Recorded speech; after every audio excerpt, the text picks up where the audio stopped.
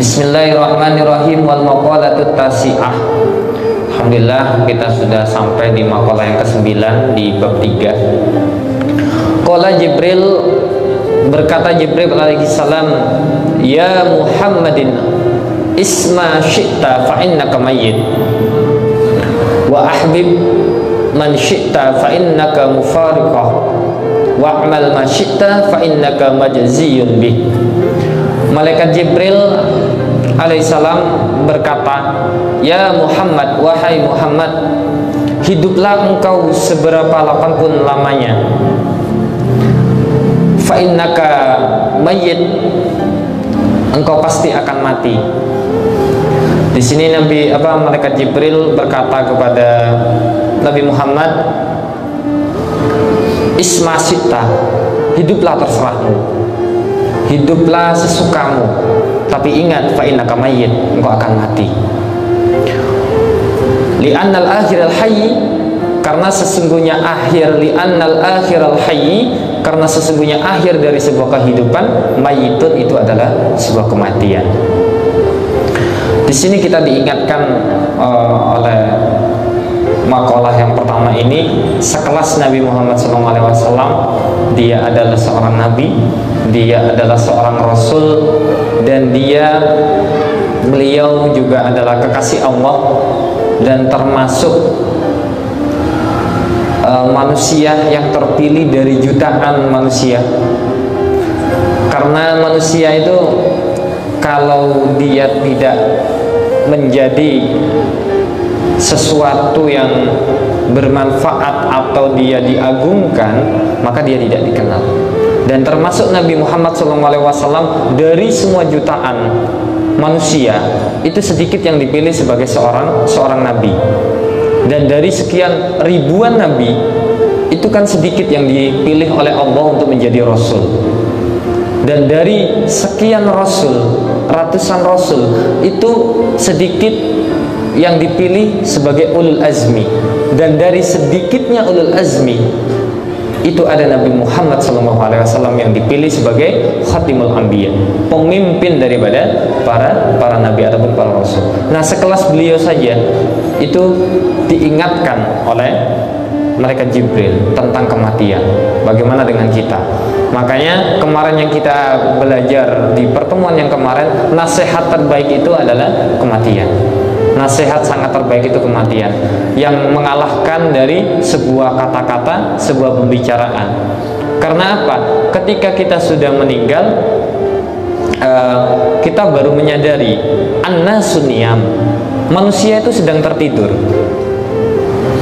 Fa inna mata indabahu, dan ketika dia sudah meninggal, intabahu, baru dia akan menyadari bahwasannya dia itu, oh seperti ini, ternyata apa yang saya dapatkan, apa yang saya miliki ketika kita sudah meninggal itu tidak ada apa-apanya. Dan ketika apa yang kita bangga-banggakan, jabatan yang kita bangga-banggakan, kita dimuliakan, ketika sudah meninggal tidak ada apa-apanya. Makanya orang itu ketika meninggal yang dilihat itu bukan orang yang datang ke kuburannya, akan tetapi adalah seberapa banyak orang yang menyolatinya, seberapa banyak orang yang sedih ketika dia meninggal. Itulah berarti termasuk dia yanfa'ulin nas, orang yang bermanfaat kepada manusia. Belum tentu kita ketika kita meninggal itu orang-orang sekitar kita itu menangisi kita. Bisa jadi mereka kadang bersyukur atas kematian kita. Naudzubillah. Makanya orang yang sangat bermanfaat itu, termasuk musibah yang sangat besar itu adalah ketika kita ditinggal oleh para ulama, kita ditinggal oleh guru-guru kita. Maka kematian itu cukuplah sebuah kematian itu sebagai pengingat. Dan termasuk malaikat Jibril ini berkata kepada Nabi Muhammad, ya Muhammad isma syi'ta, hiduplah kamu, ya seberapapun lamanya kamu, akan tetapi engkau pasti akan mati. Fa innaka mayyit, engkau mayit, engkau akan mati, engkau akan menjadi bangkai. Dan akan kembali. Karena pada dasarnya manusia itu seberapa lama sih kita akan hidup? seberapa lama kita akan hidup berada di dunia. Dikatakan bahwasanya kita hidup di dunia itu adalah ketika kita sudah sampai kepada puncaknya rezeki kita dan juga puncaknya akal kita. Hidup ini seperti kita itu berada di seperti satu gelas. Ada satu gelas lalu dituangkan air. Nah, ketika air itu semakin dituangkan dikit demi sedikit sampai dia akan penuh dan akan berpindah kepada yang lainnya. Jadi ketika gelas itu sudah pindah, nah disitulah pindahnya kita. Sama dengan kita, ketika rezeki kita sudah diberikan kepada kita sampai diisi penuh, maka kita akan juga meninggalkan dunia ini. Kita akan pindah kepada dunia yang memang alam yang memang hakiki, yang mana di situ tidak ada tipu daya, di sana tidak ada kebohongan, di sana hanyalah ada kejujuran dan keadilan Allah Subhanahu wa taala. Kalau di sini mungkin kita bisa menipu, mungkin di sini kita bisa mengkelabui seseorang, akan tetapi di sana tidak bisa. Karena apa? Ya, tangan kita juga akan bersaksi, mata kita akan bersaksi. Yang mungkin kita sering baca di surat Yasin itu sangat menyentuh kita. Makanya surat Yasin itu luar biasa. Karena apa? Di sana banyak pengingat dan ditutup dengan innama amruhu idza arada syai'an ayyaqula lahu kun fayakun. Itu puncaknya itu. Enggak ada tuh. Ya. Di sana orang sombong itu langsung diam ketika kena sudah kun fayakun sudah di situ. Ya. Terus salamun mir rabbir rahim, salamun mir rabbir rahim. Ada yang mengatakan itu diulang 3 kali ketika baca itu. Saking kita meminta keselamatan. Agar kita diselamatkan dari siksaan Allah Subhanahu wa taala. Dan selanjutnya, pengingat selanjutnya, wa ahbib man syi'ta fa innaka mufariquhu. Dan ketika engkau mencintai seseorang, siapapun, maka sesungguhnya engkau akan berpisah. Mufaraqah. Apa yang kita cintai, dunia yang kita cintai, istri yang kita cintai, dia akan meninggalkan kita juga. Harta yang kita cintai juga dia akan meninggalkan kita juga. Nggak akan dibawa sampai ke kuburan kita. Ya, meskipun mungkin di luar kita ada orang yang sudah meninggal, emasnya juga dimasukkan ke sana, ya, di dalam peti sampai dijaga dan lain sebagainya. Dia tidak bisa menolong, percuma saja. Ya. Karena apa? Hartanya juga tidak bisa membantunya. Apapun tidak akan bisa membantu dia. Wa'mal masyita. Dan juga yang ketiga, beramallah kamu sesukamu. Beramal kebaikan, beramal keburukan, ismasita. Fa innaka majziyun bi. Dan sesungguhnya apa yang engkau lakukan, dia akan mendapatkan balasan. Intinya di sini. Dari makalah yang ketiga ini, hiduplah sesukamu, hiduplah semaumu, tapi ingat bahwasanya engkau akan mati. Dan lakukan sesuka hatimu, baik itu keburukan ataupun kebaikan. Dan sesungguhnya apa yang engkau lakukan, apa yang engkau perbuat, itu akan dipertanggungjawabkan di hadapan Allah Subhanahu wa taala. Faman ya'mal mithqala dzarratin khairan yarah. Apa yang kita lakukan sekecil biji sawi, kebaikan itu akan dibalas oleh Allah Subhanahu wa taala. Wa may ya'mal mithqala dzarratin syarran yarah. Dan juga keburukan sekecil apapun juga itu akan dipertanggungjawabkan di hadapan Allah Subhanahu wa taala. Enggak ada yang bisa lepas dari keburukan itu. Apa yang kita lakukan, maka sholat kita, puasa kita, itikaf kita yang ada di sini itu luar biasa. Orang-orang yang menunggu sebuah kebaikan itu kan termasuk orang yang dirindukan oleh Allah Subhanahu wa taala juga. Maksudnya menunggu sebuah kebaikan itu kayak kita duduk di masjid beritikaf dan sambil menunggu nantinya datang waktunya sholat isya. Itu juga termasuk bagian daripada mendekatkan diri kepada Allah Ta'ala dan juga orang yang dirindukan oleh Allah Subhanahu wa taala. Dan dilanjutkan di sini, li'annal ibadah maghziyuna bi a'malihim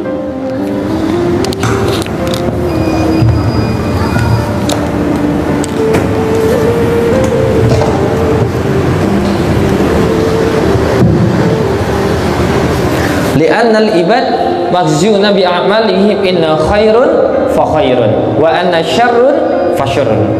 Ketika engkau berbuat baik, maka Allah Ta'ala akan juga membalas baik. Ketika engkau berbuat buruk, maka Allah Ta'ala juga akan membalas keburukan itu juga. Tergantung apa yang telah kita lakukan. Imma syi'ta, lakukan semaumu, bebas. Allah Ta'ala menyampaikan isma syi'ta, lakukan semaumu. Kamu berbuat buruk, kamu berbuat baik, terserah.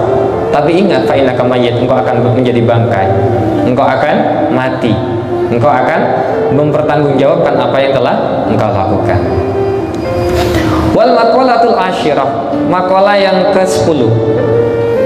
Faqala Nabi sallallahu alaihi wasallam, berkata Nabi Muhammad sallallahu alaihi wasallam, salasatun nafar, ada 3 golongan, yudhilluhumullahu tahta dhillil arsy, yang mana Allah Ta'ala akan menaungi orang-orang tersebut, golongan tersebut, di bawah arasnya, yauma la dhilla illa dhilluhul mutawaddi'u bil maqarih, yakni adalah yang mana naungan itu tidak akan ada kecuali naungan dari Allah Subhanahu wa Ta'ala.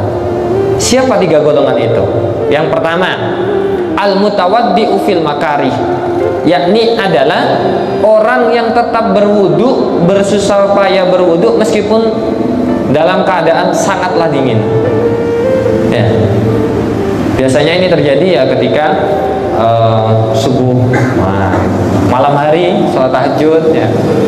Hujan-hujan, sudah hujan, terus kita bangun. Nah, bangun pasti langsung ke kamar mandi. Setelah ke kamar mandi kencing, berwudu, nah ngerasa dingin biasanya. Apalagi sampai kita istinsyak, ya, menghirup air ke dalam hidung, terus bermadmadah, berkumur. Ya, setelah itu kita melaksanakan wudu. Nah, ketika kita melakukan itu karena dinginnya, ya, melawan itu, maka kita termasuk orang yang juga akan mendapatkan naungan dari Allah Subhanahu wa Ta'ala. Apalagi sampai kita menjaga daimul wudu, menjaga wudu, ya. Biasanya guru-guru kita selalu menjaga wudu, ya. Guru-guru kami itu biasanya ketika wudu batal, ambil wudu lagi, batal, ambil wudu lagi, ya. Itu luar biasanya wudu. Makanya juga ada sholat ba'diyatal wudu. Ba'diyatal wudu itu ada doa ba'diyatal wudu yang sering mungkin ada yang pernah melaksanakan, ya. Dan yang belum mungkin bisa melaksanakan. Ada sholat sholat sunnah itu ba'diyatal wudu. Yang kita tahu kan sholat itu ada berapa? Ada 50, kan itu? Ya, sholat itu kan yang awal kita diwajibkan itu ada 50 sholat. Nah, setelah 50 sholat itu diwajibkan kepada Nabi Muhammad SAW untuk disebarkan kepada umatnya, lalu kan ketemu dengan Nabi Musa, ya. Nah, Nabi Musa itu orang yang kritis, makanya dia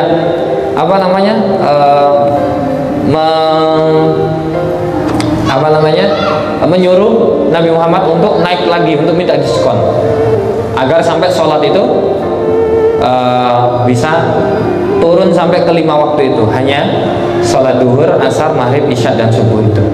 Awalnya 50. Nah, 50 itu dipecahlah dengan sholat-sholat sunnah-sunnah itu. Dan diantaranya juga ada sholat duha, sholat tahajud, ya, ada sholat sunnah mutlak. Makanya tidak ada yang namanya sholat itu sia-sia. Ketika kita, oh ini ada sholat yang diharamkan, ya niyati saja sholat sunnah mutlak, ya. Tidak ada sholat yang sia-sia, ya, kecuali memang yang diharamkan baru, ya. Sholat ba'diyat subuh, kan gitu. Nggak ada sholat ba'diyat subuh tiba-tiba dia terlalu alim sholat ba'diyat subuh, gitu. Kecuali dia sholat ba'diyat subuh boleh mengkodoi subuh yang kemarin, ya. Ternyata ada spionnya juga, gitu. Sholat sunnahnya ada spionnya juga, itu diperbolehkan. Selanjutnya siapa lagi yang kedua adalah wal masi ila masajidi fi dzulmi, yakni adalah orang yang berjalan menuju masjid pada waktu gelap karena untuk melaksanakan sholat berjamaah. Nah ini ada kisah Abdullah bin Ummi Abi Maktum. Dia adalah sahabat Nabi Muhammad SAW, tunanetra. Dia sudah tua. Dia itu pada masa waktu dia datang kepada Nabi Muhammad SAW meminta keringanan agar sholat subuhnya itu di rumahnya. Karena apa? Karena sulit untuk menemukan orang yang menuntun dia berjalan untuk ke masjid. Karena Abdullah bin Ummi Abi Maktum ini adalah orang yang buta, yang dia tidak bisa melihat, akan tetapi 5 waktu itu dia sholat berjamaah ke masjid. Nah, pada suatu waktu dia hadir datang kepada Nabi Muhammad SAW untuk meminta keringanan kepada Nabi Muhammad agar di waktu subuh saja dia tidak bisa nggak apa-apa sholat di rumahnya, tidak sholat di masjid. Dan apa jawaban Nabi Muhammad SAW? Nabi Muhammad SAW dia tidak mengiyakan dan juga tidak mentidakkan juga. Dia tidak menjawab iya atau tidak. Akan tetapi Nabi Muhammad SAW mengatakan kepada Abdullah bin Ummi Abi Maktum itu, fatasma'ul adzan, ketika engkau masih mendengar adzan, maka sholatlah di di masjid. Selagi engkau mendengar adzan itu di telingamu, maka sebaiknya engkau sebaiknya engkau hadir untuk melaksanakan sholat berjamaah di masjid. Maka setelah itu Abdullah bin Ummi Maktum itu datang lebih dulu. Jadi dia selama jam 4 jam 4.15 itu subuh, dia jam 3 sudah berangkat untuk merangkak berjalan sampai melaksanakan sholat tersebut. Karena apa? Ketika Nabi Muhammad SAW mengisyaratkan itu, berarti ada sesuatu yang luar biasa. Sampai sekelas orang yang tidak bisa melihat pun Nabi Muhammad SAW mengatakan seperti itu. Berarti ada yang luar biasa, ada yang pahala yang disembunyikan, sampai orang yang buta, yang tunanetra itu masih diisyarahkan seperti itu. Makanya itu sampai sekarang kita tahu bahwasanya yang adzan itu dulu itu adalah Bilal. Akan tetapi semenjak itu Bilal itu hanya menjadi, makanya ada di Mekah itu ada adzan 2 kali. Adzan yang pertama itu adalah pengingat, dan adzan yang kedua itu adalah adzan subuhnya. Maka adzan yang pertama tidak ada as-sholatu khairum minan naum. Nah, itu bagiannya Bilal. Nah, adzan yang kedua yang sholat subuh itu bagiannya Abdullah bin Abi Maktum. Saking luar biasanya. Sampainya ada 2 adzan itu. Adzan yang pertama adalah pengingat bahwasanya fajar itu sudah keluar, dan ada yang adzan yang keduanya adalah pengingat bahwasanya subuh sudah tiba. Luar biasa. Siapa kita ya? Beliau sahabat ya. Beliau sahabat, orang yang sudah dekat dengan Nabi Muhammad, meskipun dia tidak pernah melihat Nabi Muhammad, akan tetapi dia beriman kepada Nabi Muhammad SAW. Kalau kata guru saya itu menyebutkan bahwasanya Abdullah bin Abi Maktum itu bukan orang yang buta, tapi orang yang diselamatkan matanya dari dunia yang fana ini. Dia menyebutnya bukan orang yang tunanetra, tapi adalah orang yang diistimewakan oleh Allah SWT karena dia diselamatkan dari maksiat mata dan juga dunia yang fana ini. Luar biasa. Makanya ketika kita belajar dengan guru-guru kita itu, kalam-kalam guru-guru kita itu sejuk. Karena apa? Mereka memang cara penyampaiannya memang luar biasa. Ketika mereka adalah orang yang baik, mereka adalah orang yang mulia, mereka yang juga dimuliakan oleh Nabi Muhammad SAW, maka cara penyampaian kepada orang pun dia akan juga mulia. Seperti itulah cara-cara guru-guru kita biasanya mengajarkan kita kepada kita. Dan yang terakhir adalah orang yang akan mendapatkan naungan di di bawah aras pada hari kiamat itu adalah wa mut'imul ja'i, yakni adalah orang yang memberikan makan terhadap orang-orang yang sedang kelaparan. Ya, jadi ada 3. Yang pertama adalah orang yang yang selalu menjaga wudhu meskipun dalam pendinginan. Yang kedua adalah orang yang selalu melaksanakan sholat berjamaah meskipun itu dalam waktu gelap. Dan yang ketiga adalah orang yang selalu memberikan makan terhadap orang-orang yang sedang lapar. Ada 3 golongan yang akan mendapatkan naungan nanti di naungan di bawah arasy, ya, di hari kiamat. Ya, meskipun kita tahta syajaratus shadaqah, kita nanti di padang mahsyar itu akan bernaung di bawah sedekah kita, kan gitu. Ini kan hanya sebagian saja. Apakah tidak ada pilihan? Masih banyak pilihan, ya, naungan kita. Karena kan di padang mahsyar itu kan sudah tidak ada yang peduli dengan kita. Kita akan peduli pada diri kita sendiri.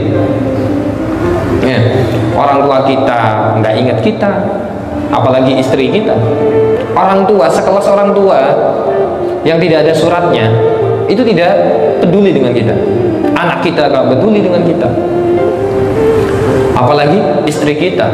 Istri kita tidak peduli dengan kita, sahabat tidak peduli dengan kita. Di masa itu, di padang mahsyar itu, nggak ada orang yang peduli kepada diri kita, kecuali diri kita sendiri. Karena apa? Jangankan untuk menolong orang lain, menolong dirinya sendiri saja nggak mampu, gitu. Makanya sampai dikiaskan seperti itu. Ya, orang lain nggak akan peduli dengan kita, kecuali kita sendiri yang akan peduli. Lalu kita akan bernaung dengan apa? Tahta syajaratus shadaqah. Kita akan bernaung di bawah sedekah-sedekah kita. Ya, sedekah apapun. Ya. Karena bahasanya itu sedekah, bukan infak. Ya. Kalau bahasanya infak harus harta. Ya. Ini bahasanya tahta syajaratus shadaqah. Sedekah itu banyak. Ya, nggak cuma dengan harta. Kalau cuma harta, berarti Allah Ta'ala nggak adil, kan? Bagaimana dengan orang-orang yang kurang mampu, kan? Ya, sungguh keadilan Allah Subhanahu Wa Ta'ala. Sedekah itu banyak. Bertutur kata dengan baik dengan saudara kita itu juga bagian daripada sedekah. Senyum dengan orang lain ketika kita bertemu tanpa teng-nyoteng bahasanya, ya, orang mencurang, kan, gitu kan? Itu juga bagian daripada sedekah. Ya. Yang bahaya itu adalah senyum kepada istri orang. Nah, itu bahaya. Itu bukan sedekah itu. Ya. Itu bukan sedekah namanya. Dan juga menghilangkan yang ada di jalan, apapun, batu, kayu dan sebagainya, disingkirkan biar orang lain tidak terjatuh gara-gara itu juga daripada sedekah juga. Jadi sedekah itu banyak. Nah, sedekah itu bermacam-macam, nggak cuma uang ataupun harta, ya, bisa apapun. Wal maqalatul hadiyata asyratan.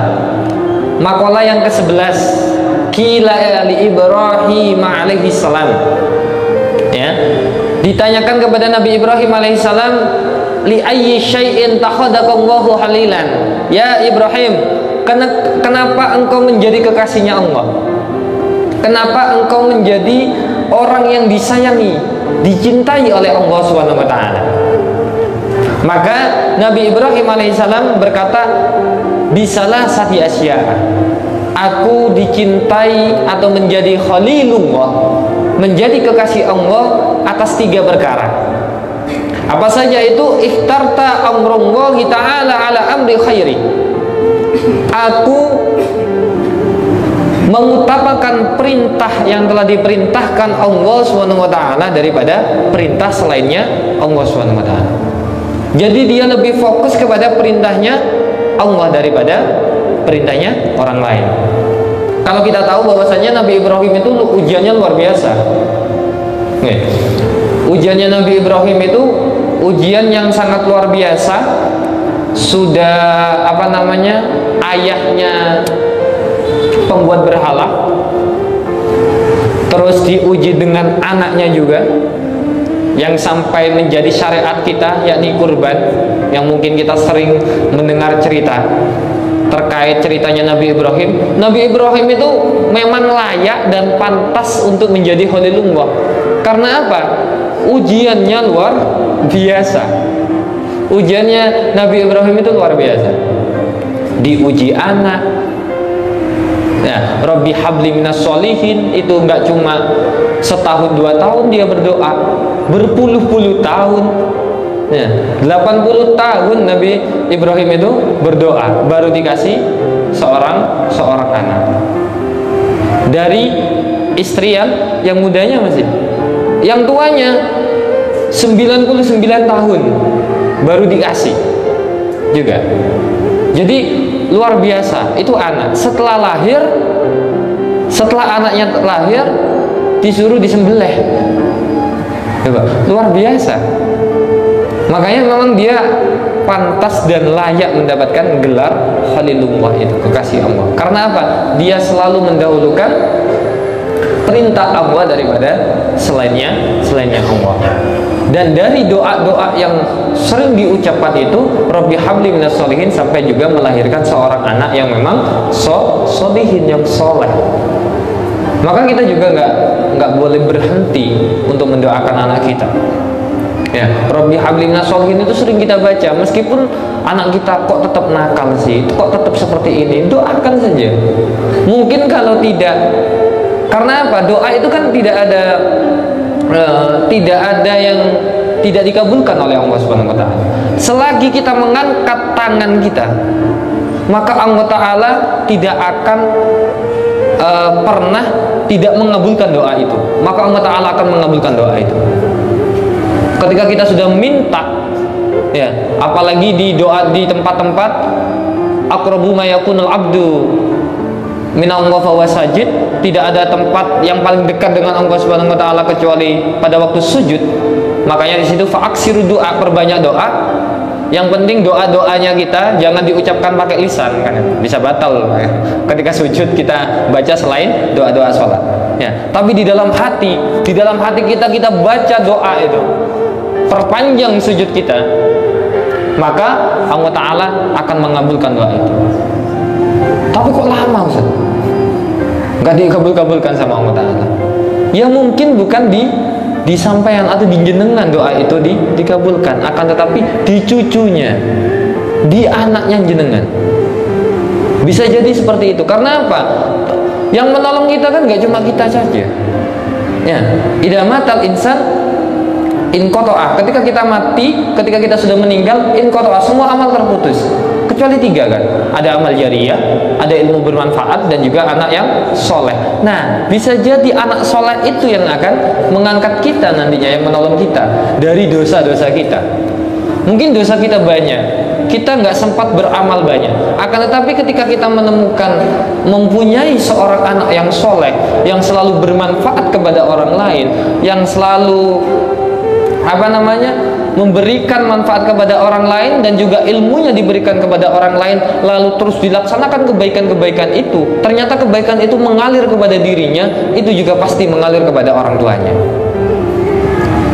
Jadi doa yang baik itu nggak ada yang sia-sia. Maka apapun keadaan kita, maka kita harus juga berdoa. Ya, jangan sampai kita lepas untuk tidak berdoa. Makanya Sayyidina Umar itu menyampaikan, aku tidak peduli masalah doaku diterima atau tidak. Karena apa? Doa itu juga bagian daripada ibadah. Itu perkataan Sayyidina Umar bin Khattab. Nggak peduli bah doa saya diterima, bah doa saya nggak diterima, dikabulkan atau tidak, yang penting saya doa. Masalah diterima atau tidak, kalau nggak diterima pun saya dapat pahala ibadah, ya. Nah itu apa namanya yang biasanya sering menjadi motivasi bagi kita semuanya, bahwasanya apa? Ya udah, kita doa saja. Ya, doa apapun, jangan malu-malu untuk minta kepada Allah Subhanahu wa taala terhadap kehidupan kita, baik kesusahan dan atau apapun. Karena itu juga penyebab dari Nabi Ibrahim juga bisa kuat dan menjadi Khalilullah. Yang kedua apa? Wa mahtammat bima takaffalallahu li.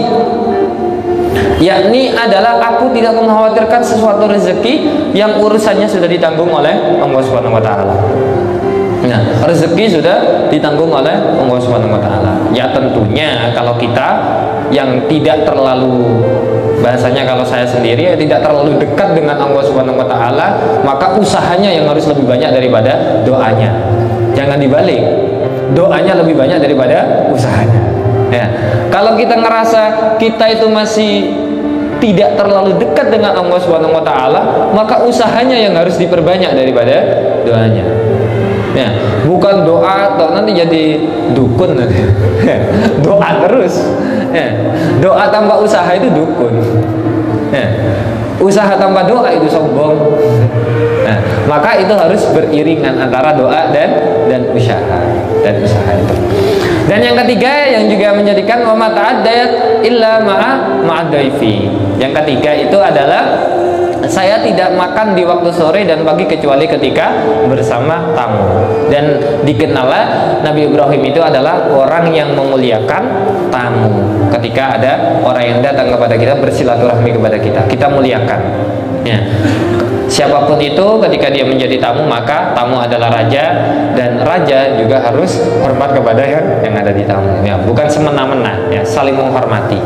Dan ketika kita sudah menghormati tamu itu, dan kita akan mendapatkan pahala dan juga termasuk bagian daripada ciri dicintai oleh Allah Subhanahu wa taala. Ya, termasuk Nabi Ibrahim ini. Sampai diriwayatkan itu bahwasanya Nabi Ibrahim itu sampai berjalan 1 mil sampai 2 mil untuk mencari orang yang diajak makan bersama beliau. Jadi dia tidak tidak pernah makan sendirian. Jadi dia selalu ngajak orang lain untuk makan bareng. Seperti itu. Ya. Wallahu a'lam bishawab. Alhamdulillah sudah 3 makalah yang bisa kita ambil, dan semoga bermanfaat dan juga menjadi pengingat bagi kita semuanya, dan semoga berkah, dan semoga keluarga kita dijadikan keluarga yang sakinah mawaddah warahmah, anak cucu kita menjadi anak yang soleh dan juga solihah yang akan menolong kita dan juga mengajarkan kepada anak cucu kita juga, dan kehidupan kita diberikan kehidupan yang keberkahan. Al-Fatihah.